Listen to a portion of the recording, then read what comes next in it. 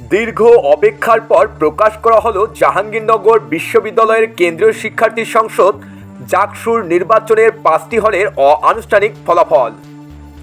সব হলের VP, GS ও এজিএসদের নাম জানা গেল। 21 হলে অনুষ্ঠিত হয় জাকসুর ভোট। তবে জাহাঙ্গীরনগর বিশ্ববিদ্যালয়ের জন্য এক কলঙ্কজনক অধ্যায়, সামান্য ভোট গণনায় এতটা কাল বিলম্ব।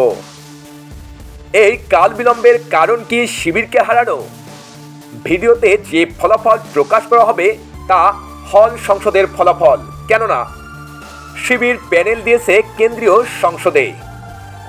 নির্বাচন কমিশনের বরাতে জানা গেছে, মীর মোশাররফ হোসেন হলে ভিপি পদে জয়ী হয়েছে স্বতন্ত্র প্রার্থী জুবায়ের সাদেক। তিনি 191 ভোট পেয়ে জয়ী হয়েছেন। 5টি হলের মধ্যে একটিতে স্বতন্ত্র প্রার্থী হলেও বাকি 4টিতে শিবিরের প্রার্থী ভিপি পদে জয়ী হয়েছে। অন্যান্য হলগুলোতে ভোট গণনা চলমান।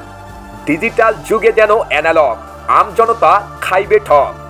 11,000 ভোটারের ভোট গণনার জন্য এতটা কাল বিলম্ব। প্রিয় দর্শক, শিবিরের ফলাফল কেড়ে নেওয়ার জন্য কি এত দেরি? আপনার মূল্যবান মতামত অবশ্যই জানাবেন এবং এই চ্যানেলে নতুন হয়ে থাকলে চ্যানেলটি সাবস্ক্রাইব করবেন এবং বেল আইকনটি ক্লিক করে পাশে থাকবেন। ধন্যবাদ।